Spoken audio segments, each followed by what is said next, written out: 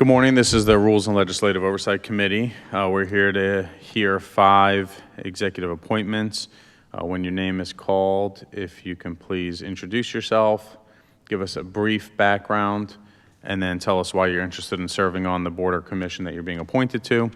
We'll just go in order here. EA 23-0190, Victor Clark. And before you get started, I want to recognize my colleagues who are in attendance today, Councilman Torrance, Councilwoman Ramos, Council Vice President Middleton, and Councilman Costello. And Mr. Clark, if you can take it away. Victor Clark. Okay. I don't know who's who, so. Yeah, I am native Baltimorean. Feel a lot about my city. Served on numerous commissions here, trying to give back to the city of Baltimore, and think that I'm coming off of the Planning Commission and very well suited to move over to BMZA. Okay. Anybody have any questions? Thank you, Mr. Chair. Commissioner Clark, I just wanted to speak for a moment on behalf of Victor Clark. I've had the opportunity to serve with him on the Planning Commission for the past 2.5 years, and I've found Mr. Clark to be a consummate professional, a very thoughtful commissioner who's contributed a great deal to the Planning Commission and our deliberations over the past 2.5 years, and think he would make a fine commissioner on BMZA. Thank you, Mr. Chair. Thank you. Anybody else? Any questions? We've been joined by Councilman Burnett, Council Vice President Middleton. And I agree with my colleague, Councilman Costello. Have known Mr. Clark for a very long time, and throughout my service on the council and working with the Planning Commission, he has definitely been a strong, experienced public servant that we are blessed to continue to have serve in another capacity, but I definitely support him. Thank you. Give me 1 second.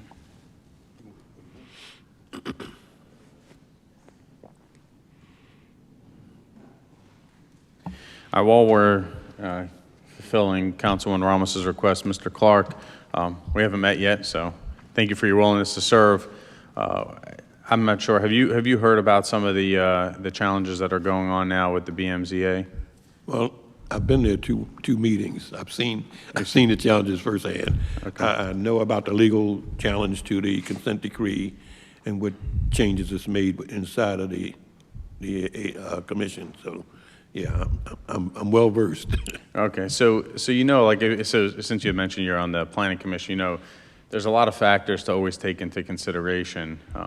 I've been to some Planning Commission meetings, and there's always more factors than you walked in thinking there was going to be. And so being that the BMZA has really changed the way things had, you know, the way they had been operating, right, mm-hmm. with really no notice to the public. And so one neighbor gets an approval in January, the next neighbor comes in for the exact same thing in February and is denied. What are your thoughts about, you know, how that could be handled differently, that, you know, when there is something that needs to be addressed, or differing of opinion, or differing of legal direction, how would you, as a member of the BMZA, have suggested that they handle it, or handle it moving forward to get that clarity? Well, I'm gonna say this: in many of the very difficult cases that we've had on the Planning Commission, I always gave kudos to the planning staff. And I think one of the things that the BMZA may need to do is increase its staff so that it can start to do some of the upfront types of things that help the public know more and more about what's going on inside of it. So do you believe that it's okay to just pivot and just change based on, you know, somebody's legal opinion, as opposed to having broader conversations before, the way things have been done at the BMZA for decades, before making such significant changes that have tremendous financial consequences to the city? I would say no to the question.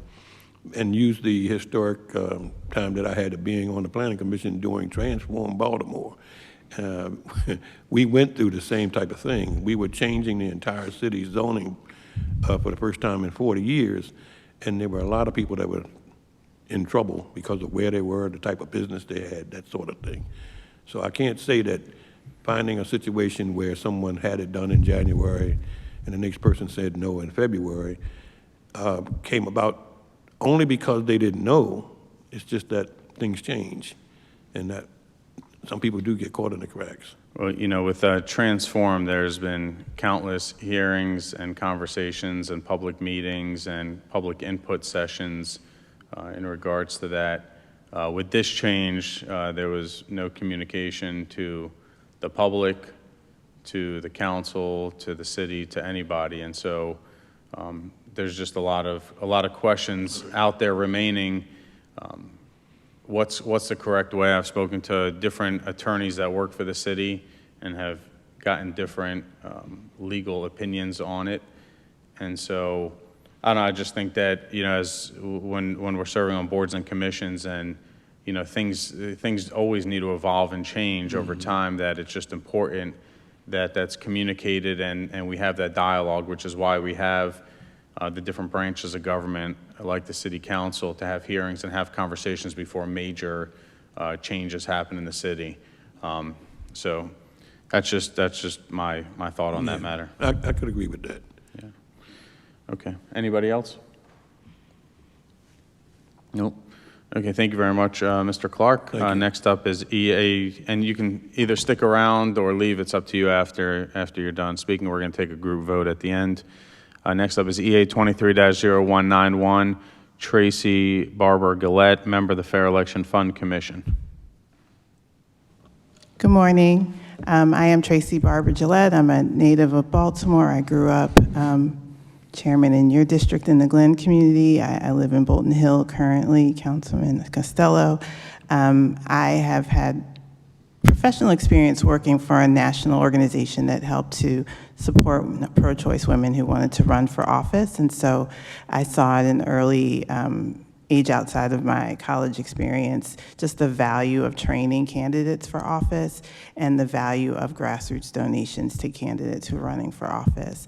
In my volunteer life as a member of Alpha Kappa Alpha Sorority Incorporated, Rose I Omega chapter, as well as the Baltimore chapter of the Links Incorporated, much of my work has been around voter education and registration and just helping people understand the process. I think the Fair Election Fund is an extension of that work, and I think that it's a great opportunity to educate the public about the fact that these funds exist. Although we did vote a while ago for this commission, you know, certainly reminding people that the funds exist and just helping them understand what the process is to be able to access public funds. I'm excited to have the opportunity to work on this commission. Thank you. Okay, thank you. Anybody have any questions? Council Vice President Middleton. No question, but I know Tracy personally, and she's also my colleague in the Baltimore City chapter of the Links, and just a very organized, experienced individual that also cares and works hard for Baltimore and her community, and another wonderful person to have helping us with issues here in the city. Thank you. Thank you. Councilman Burnett.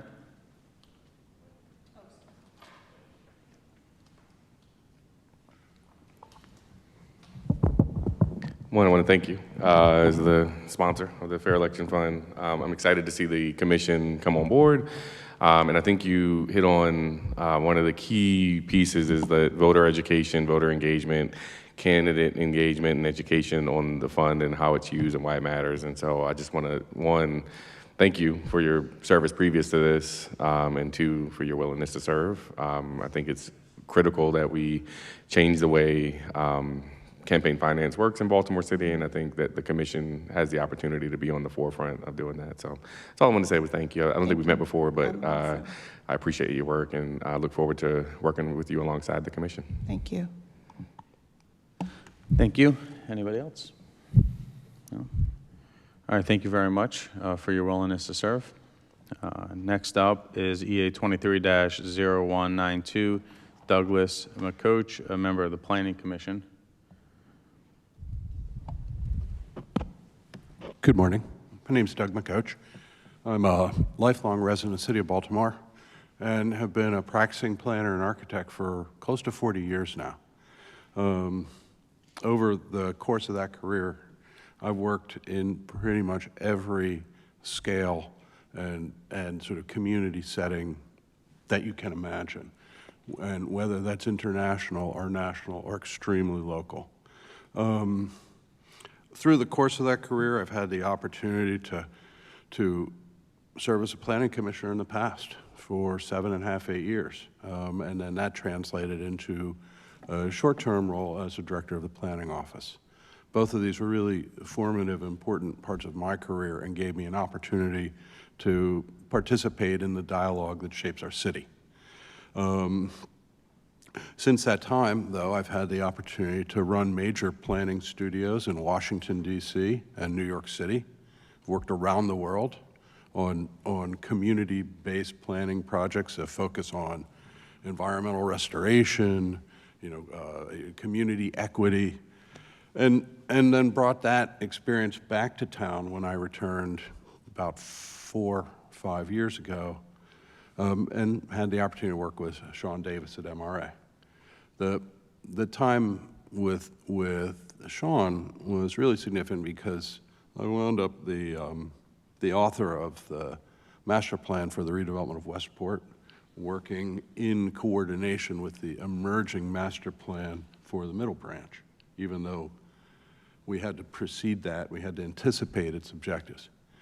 Why that's important is because the Westport plan, I think, had to not only represent the interests of a development team to establish viable, potentially successful, investment in the city, but also really focus on the quality of life for the residents in the surrounding community, and particularly open space, recreational activities, and a whole host of other publicly funded improvements that this city provides. And I think coming back to the Planning Commission, bringing experience, understanding the capital budget process, which touches all of your constituents, understanding, our city's great need to address affordability issues, social equity issues. All of these things are critical and things that I find very interesting. And I think that I just look forward to contributing my knowledge and expertise to enhancing our city, making it better for everyone. Thank you. Any questions? Council Vice President. Thank you for wanting to serve on the Planning Commission. I'm glad you brought up Westport as a strong example of just trying to change. I have family that grew up in Westport, so I'm very familiar with the struggles. What are your views on, with the Wheelabrator and all that area, that's, how it's affecting that area? Well, yeah, the issue of toxics in the environment is, well, it impacts our city in dramatic ways in terms of, obviously public health, but also sort of economic opportunity, and just the impact of Wheelabrator, and also some of the other. I think there are maybe a couple incinerators, maybe 2 incinerators in the region.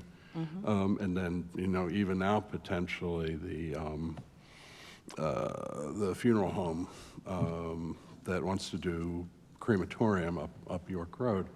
I think all these things have an impact on the quality of life for residents. I've always sort of believed that there can be technical solutions to address the negative, most of the negative impacts, and there's a need to be able to backstop these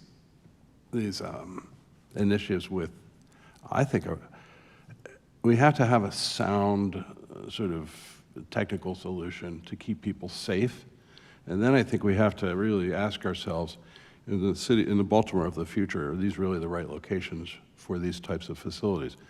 But I know that our city has a huge emerging solid waste problem at the same time. So it's not like, I don't really think there's a single sentence answer to the question of wheelabrator, so much as a broader question about how does city deal with solid waste removal and toxics. And I really, I guess I would say, really appreciate the advocates' positions on these issues. And I think that's where the Planning Commission comes in, because the Planning Commission's job is really to understand issues and try and find that greater, common benefit. Again, I don't think it's necessarily, these things are rarely a yes or no answer, so much as a greater good and lesser good type of outcome. Thank you for your answer. Mm-hmm. Thank you, Mr. Chair. Anybody else? No? All right, thank you very much. Next up, EA 23-0193, Noel Newman, member of the Board of Ethics.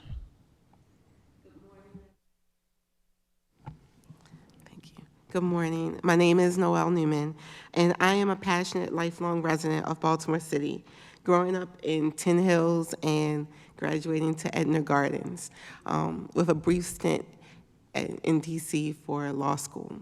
I attended Morgan State University, a legacy both parents attended as well. I'm passionate and I'm honored to be nominated for the Ethics Board. I believe that a city that is passionate about integrity and honesty will only thrive, and I would love to be a part of it. Okay, thank you very much. Anybody have any questions? I mean, my only question is, when you moved to all those places, why didn't you move to the 5th District? Why'd you go to the 14th? Have you seen our YMCA? All right. All right, anybody have any questions? No? Okay, thank you very much. Thank you. Next up, EA 23-0194, David Rosario, member of the Baltimore Hispanic Commission, resident of District 5. So you have my support, but go ahead. Good morning. My name is David Rosario. Thank you, council members. So I am a native New Yorker and called Baltimore my home in '98. And lived here till 2016, but I still have my business in Baltimore City in the Highlandtown area. I also am board president for the Latino Providers Network, which is an organization that brings together other organizations to make sure that the Latino community is taken care of. I truly believe that when a demographic within a community is taken care of, it makes community better. Sometimes folks says, well, Latinos aren't the only ones in the city. That is correct, but they are a big part of the city. And if you take care of that demographic, then your city becomes vibrant, your city becomes energized. And if you walk down Eastern Avenue, you'll feel that energy, you'll understand.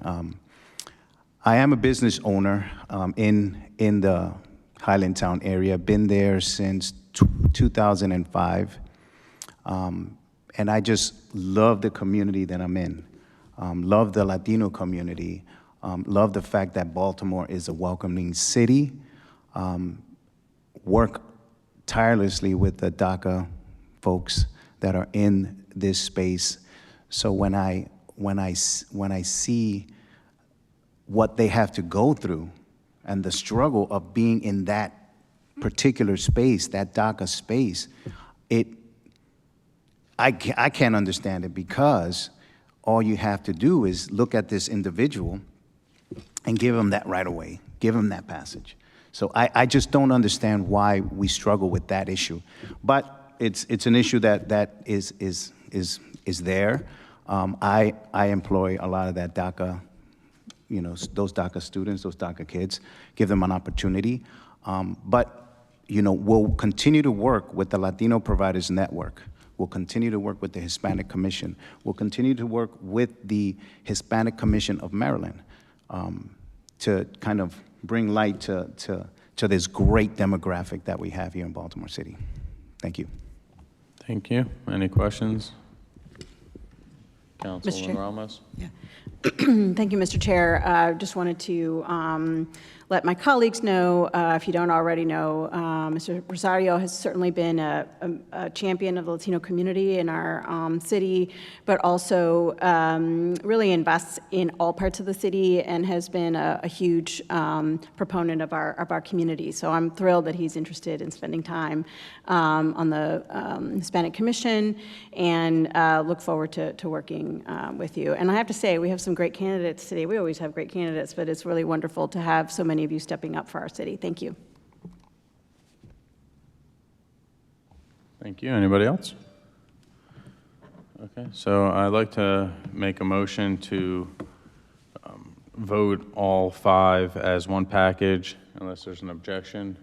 Motion to move all 5. Second. So without objection, we're going to do a roll call vote to move all 5 at once. Okay. The Vice President moved the, okay.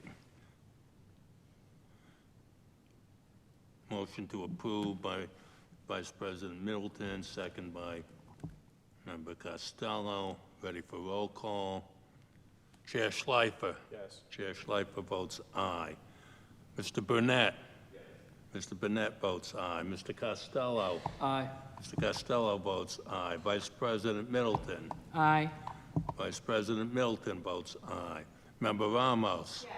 Member Ramos votes aye. Mr. Torrance. Aye. Mr. Torrance votes aye. Mr. Conway appears to be absent. Mr. Chair, there are 6 votes in the affirmative, no negatives. These 5 nominations can all go to second read at Monday's meeting. All right, thank you very much, and thank you all of you for your willingness to serve, and we are adjourned.